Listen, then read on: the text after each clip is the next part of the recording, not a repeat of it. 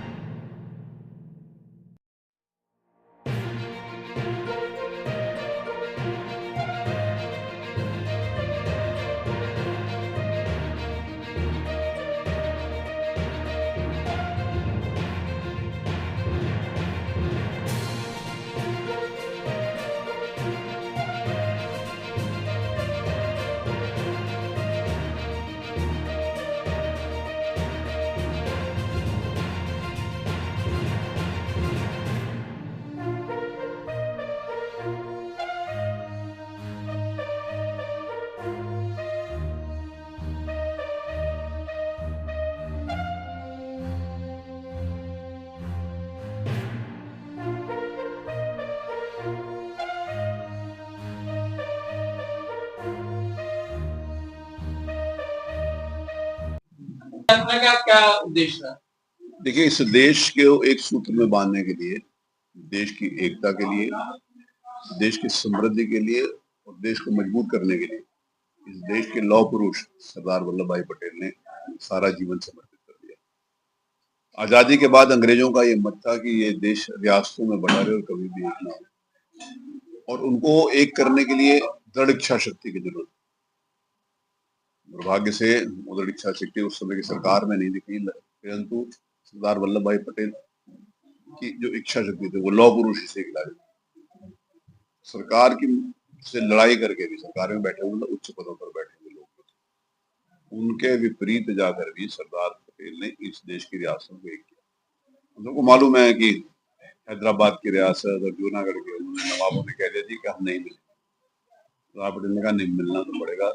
उन्होंने कहा नहीं मिलोगे तो हम कल 24 घंटे के अंदर यहाँ पर सीना लगा देंगे। तो जहां पर दृढ़ इच्छा शक्ति हो, जहां पर कड़ाई की जरूरत है, वहां पर सरदार पटेल ने और उसके कारण आज हमारा देश विभिन्न प्रांतों से एक देश के रूप में और उस देश की अखंडता और एकता के लिए यदि किसी एक व्यक्ति को सबसे ज्यादा श्रेय जाता है सरदार वल्लभ भाई पटेल को। सरदार पटेल की 150वीं जन्म जयंती है।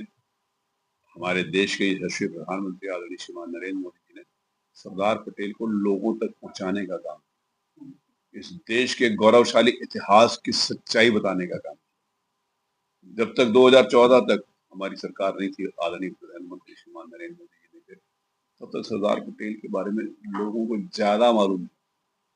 लेकिन जिस समय उन्होंने स्टैचू ऑफ यूनिटी बनाई केवड़िया में, केवड़िया अहमदाबाद से लगभग 200 किलोमीटर दूर है, बड़ौदा से 90 किलोमीटर दूर है, दुनिया की सबसे ऊंची प्रतिमा और उसको स्टैचू ऑफ यूनिटी नाम दिया।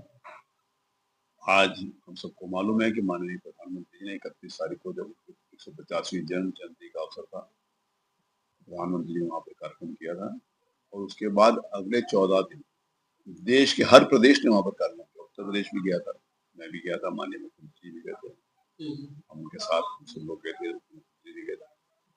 वहां पर हमने देखा सरदार पटेल की प्रतिमा में कितनी दिव्यता, कितनी भव्यता, कितनी शांति और कितना ऑरा है। साबरमती तट के ऊपर जिस समय वहां पर सरोवर बांध उसको लिए उसको फेस करते हुए सरदार पटेल की प्रतिमा जो लगाई गई है, उसको देखकर बहुत आनंदित हुआ मैं। और आज पूरे देश में उनकी स्मृति में उनके प्रति कृतज्ञता अर्पण करने के लिए भारतीय जनता पार्टी ने ये निर्णय लिया। सब लोग जनता के साथ मिलकर, कोई राजनीतिक कार्यक्रम नहीं है, उसमें सब लोगों की जरूरत थी, सब लोग आ सकते थे, चाहे किसी भी राजनीतिक दल के।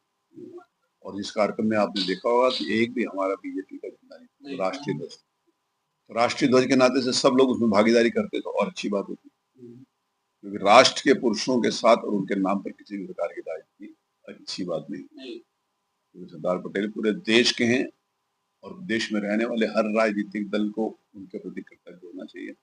उनकी वजह से हमारा संविधान है, हमारा लोकतंत्र है, हमारा देश एकता के, यूनिटी के। भैया बिहार में जो पेटेंट जीते हैं उसके बारे में क्या कहना है?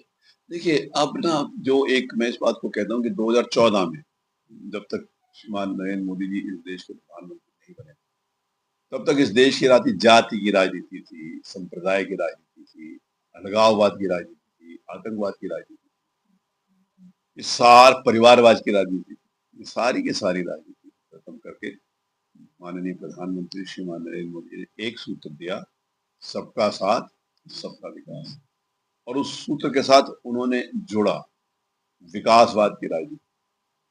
तो सारे, चाहे परिवारवाद हो चाहे क्षेत्रवाद हो, सबकी जोड़ा विकासवाद की राजनीति। आज जो लोग जाति का नारा देते हैं, वहां पर एक राजनीतिक दल ने जाति का नारा दिया था कि MY, उसके नाते से जो MY है वो भी समझते हैं कि इस प्रकार के नारे से उनका कोई भला होने वाला नहीं है। ऐसा नहीं है कि वो भी उनके साथ, वो भी समझते हैं कि गलत है, उनको किसी को अलग करना हो तो इस प्रकार के नारे दिए जाते। तो वहां पर जो नारा दिया माननीय प्रधानमंत्री ने कहा, उन्होंने MY का दूसरा लगाया, उन्होंने कहा M से महिला लगाया, Y से यूथ लगाया, यूथ और महिलाओं के साथ में। और आजकल का नौजवान जानता है, समझता है, विगत जो इतिहास रहा है सभी राजनीतिक दलों का, उसको उनके बारे में मालूम। तो ये जो राजनीति होती है जाति के नाम के ऊपर, ये अब चलने वाली नहीं है। इस देश में विकास की राजनीति है, इस देश को एक सूत्र में बांधने की राजनीति है, इस देश की इकोनॉमिक ग्रोथ की राजनीति है, इस देश को पुनः विश्व में एक नई पहचान बनाने की राजनीति है, इस देश को जो विश्व में एक समय पर सोने की चिड़िया कहलाया जाता था, विश्व गुरु कहलाया जाता था, उस ओर आगे बढ़ाने की राजनीति, और उसमें सबका साथ सबका विकास और सबका प्रयास का ये जो नारा माननीय प्रधानमंत्री ने दिया, वो आज भी देखने को मिला है। कितनी बड़ी संख्या में नौजवान उत्साहित था, समर्पित था सरदार पटेल के प्रति और राष्ट्र के प्रति। दिल्ली में जैसा भी ब्लास्ट हुआ था उसके बाद से भी जोड़ने मिला है और देखिए जैसे लोग गिरफ्तार हैं, ऐसी मानसिकता रखने वाले, देखिए जो भी इस देश में दुर्भाग्य है कि ऐसे लोग खाते यहाँ का बजाते वहां, जो लोग पकड़े गए उनकी बात करें, कभी कभी उन लोगों के साथ दूसरे लोग अपने आप को जोड़ लेते हैं। ऐसा नहीं है, इस देश में रहने वाला हर समाज का व्यक्ति कोई आतंकवादी नहीं, लेकिन जो आतंकवादी हैं अगर उनके खिलाफ कोई बोलता नहीं है तो कहीं ना कहीं उसको भी उस शंका की निगाह से देखा जाता है। आतंकवाद के खिलाफ सबको एकजुट होना पड़ेगा और आतंकवादी किसी बिरादरी का किसी जाति का भला नहीं करता, सबका नुकसान करता। और इस प्रकार का जो दुर्घटना वहाँ दिल्ली में घटना हुई उसमें भारत सरकार ने बड़ी तेजी के साथ हर चीज को वर्कआउट कर लिया और सारे के सारे चीजें उसको पहले फरीदाबाद में विस्फोटक मिला था उससे और सारे के सारे जो लिंक थे और ऐसे लोगों के नाम सामने आ रहे हैं जो समाज में सफेद पोश के नाते से बहुत बड़े बड़े पदों पर डॉक्टर के नाते से। तो ये बहुत दुर्भाग्यपूर्ण बात है। इस देश में रहने वाले हर व्यक्ति को समझना चाहिए, किसी भी धर्म का हो, किसी भी जाति का हो, किसी भी बिरादरी का हो, कि आतंकवादी किसी के रिश्तेदार नहीं और उनकी भर्त्सना होनी चाहिए। Thank you.